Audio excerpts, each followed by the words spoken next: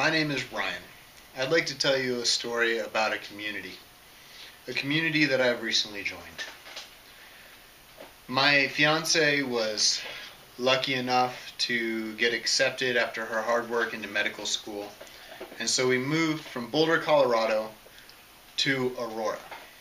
Now it's just an hour away, but it's worlds of difference. Some great things about our community is its diversity ethnically. We have all sorts of different races, religions, and different types of people here, which makes it really great. But simultaneously is one of the most impoverished cities in Denver, which is one of the reasons that the medical school is located nearby. As an economic development project, the city gave the land to the medical school so that it could be built here to bring the city up. So we moved from Boulder to Aurora. Her being in medical school, we decided to buy a pretty affordable condo, and I joined the board to see if I could help to make sure that our community stays safe and that we protect my first home investment. Man, recently I have learned a lot about home ownership. There's a lot going on behind the scenes and with the board, and a lot of homeowners have very little information about what's happening. What they do know, I've come to find out from a lot of homeowners, probably like yourself if you're a homeowner, is that there is a lot of frustrating factors in sometimes incompetence and sometimes the corruption levels that are going on within the community. So when I found out that our community was $700,000 in debt, that the fire retardant siding had not been applied to many of the buildings in our community, and as a result one of them burned down halfway, and then there still isn't fire retardant. When I found out that one side of our community was getting the investment from the rest of the community, I was really concerned. I realized that our community had no protection from fire. It has very little protection, almost no insurance in the case of natural disaster. A lot of people who live here, their homes are what they have for retirement. They're older, they're younger, and it's everything that they put in. They're already upside down. Really, a lot of people are facing bankruptcy, and if one little thing happens like that, then they have severe losses. This has become one of the most depressed communities in the area, and as a result, we're seeing higher crime rates, vandalism, all sorts of negative attributes that have come with the mismanagement of our property. Now, this is just one example of the situation that's occurring throughout the country. Every homeowner association is essentially a democratic republic at the most basic level. It's almost a tribal community. And democratic republics are the foundation for the beginning of all the way to the federal level.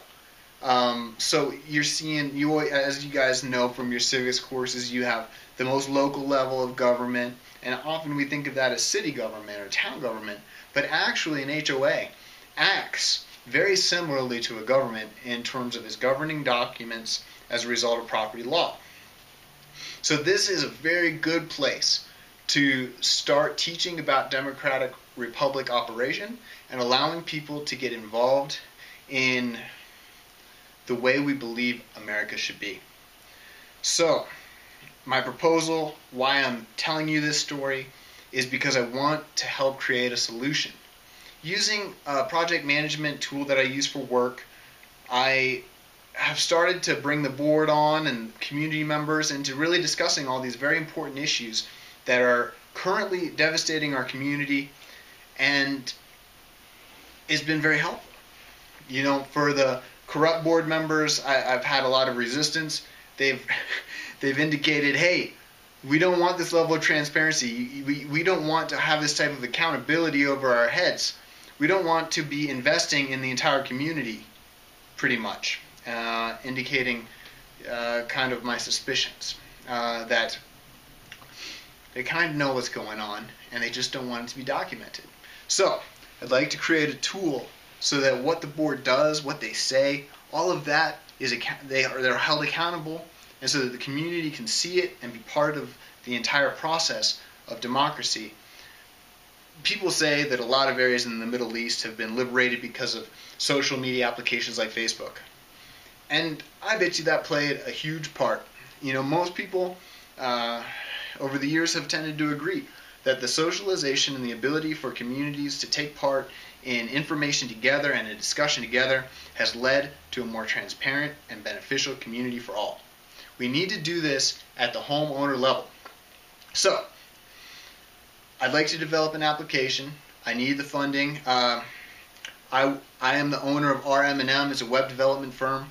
I have a master's in business, and I have a serious interest in real estate law.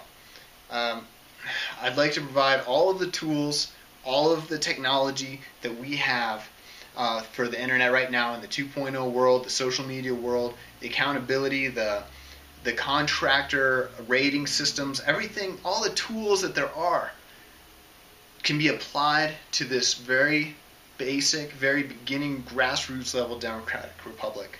And for your investment into this type of digital infrastructure, I'll be delivering it straight to you first so you can apply it to your community as soon as possible.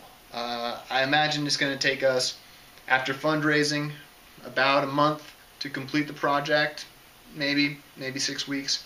But we've developed a lot of very impressive applications to date, and I believe that we can do a really good job with this one as well. So thank you very much for considering. I know this is a interesting topic. Interesting for me, but probably kind of abstract topic for the public. But if you're a homeowner, you know what I'm talking about. You've dealt with these frustrations, and please consider investing in this project.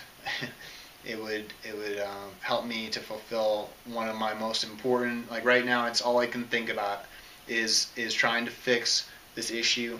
It's what I do. Instead of working, I'm working on this because I really care about it. So please consider investing into a democratic republic at the most basic level through technological improvements.